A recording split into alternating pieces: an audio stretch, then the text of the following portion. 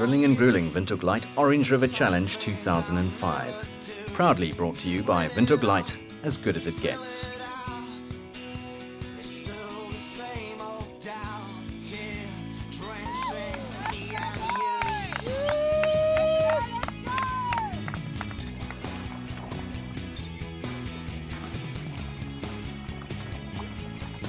Cape Town swimmer Andrew Chin has a dream to swim the mighty Orange River from source to mouth.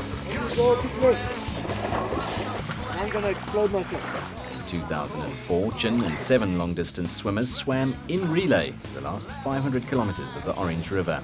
It took 10 days.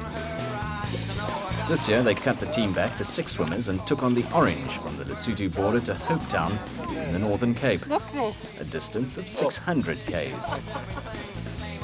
On their first day, the 3 men and 3 women swimmers meander through the rugged terrain on the Lesotho border and, helped by a strong flowing river brought on by recent rains in the Mountain Kingdom, they make strong progress, reaching the 79k mark.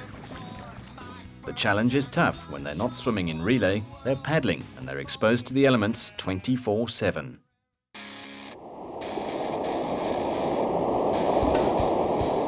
Dawn on day 2 and the team strikes camp after overnighting at Walaza. They're underway by 5 a.m. and soon hit the first set of raging rapids.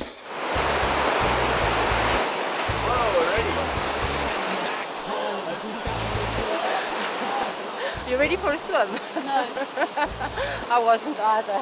Actually, the water's warm. The water's divine. It was nice and cool. I was too hot. It was the best way to actually get into the water. I've got a few bruises.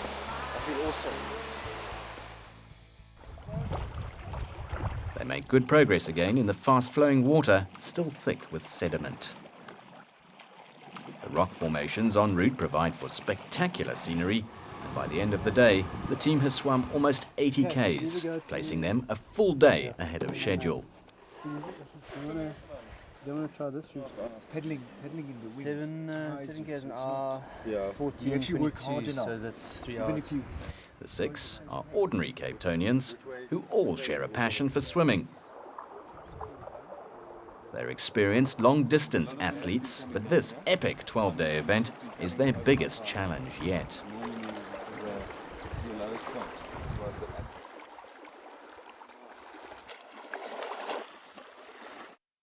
Muscles were aching.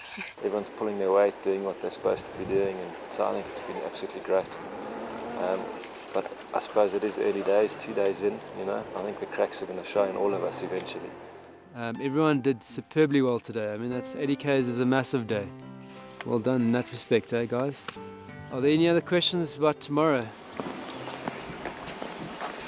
Morning.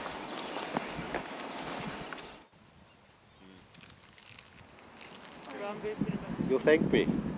I'll thank you. You'll thank me when we 10 I'm not k's worried further about on. me. You know, An ominous wind on day 3 stirs up conflict. A dispute arises as to whether or not to stop earlier than planned after making good progress. Early, let's go another 10. We said we're going to push it today. The decision is taken to push on, only for the team to hit extreme wind. Tempers flared and there were angry exchanges. I think that we should have stopped at Aliwal North.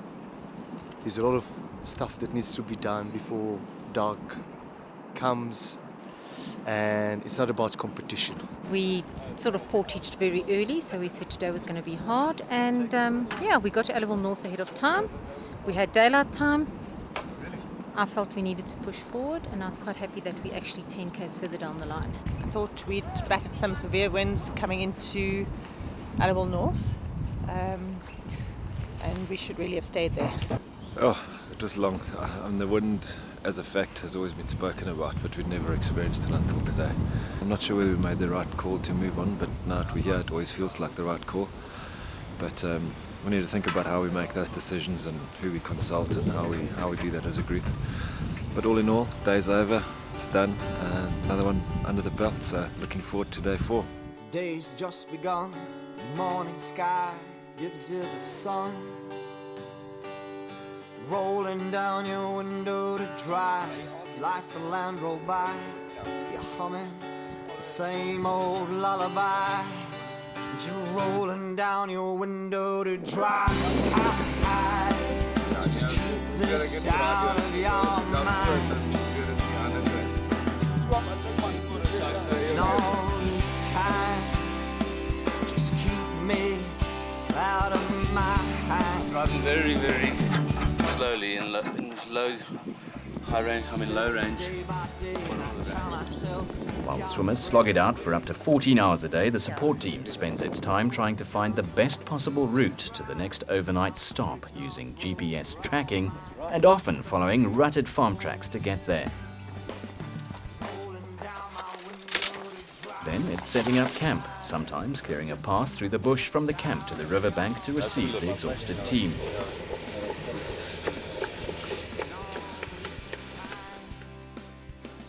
It was cold.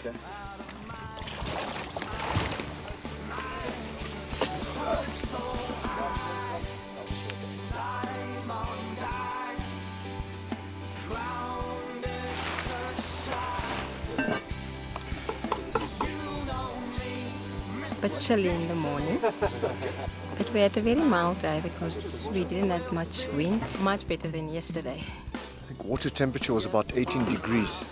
Full body temperature dropped during the day and never managed to recover. Today was a very different day in terms of the river because we had a lot of sandbanks, so we were winding from left to right, and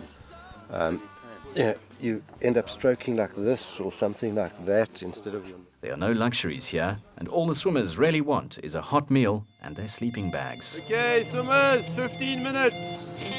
Go, Texas! Woo!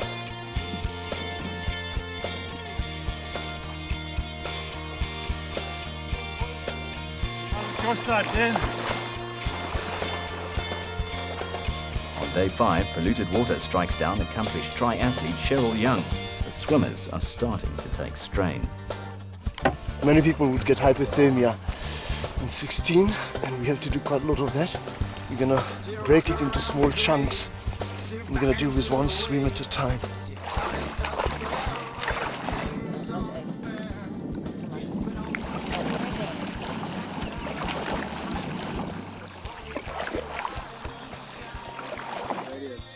We've just made some plans to meet up with Neil.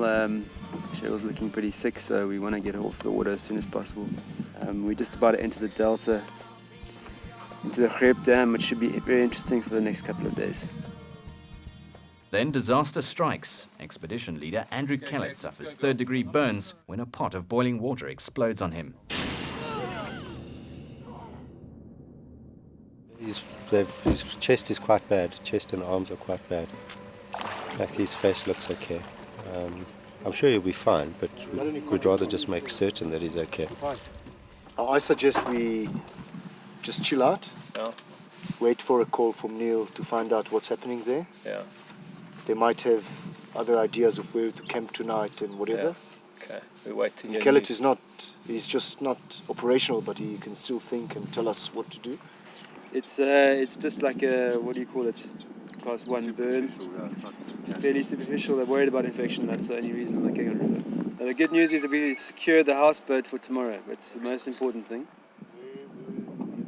This rest was quite good in a way because you guys have been working hard. It means that you've got a long swim coming up now with no flow. So we can make it 6 o'clock. I've taken the cork and I've thrown it away, so it still works. Just don't put a cork in it.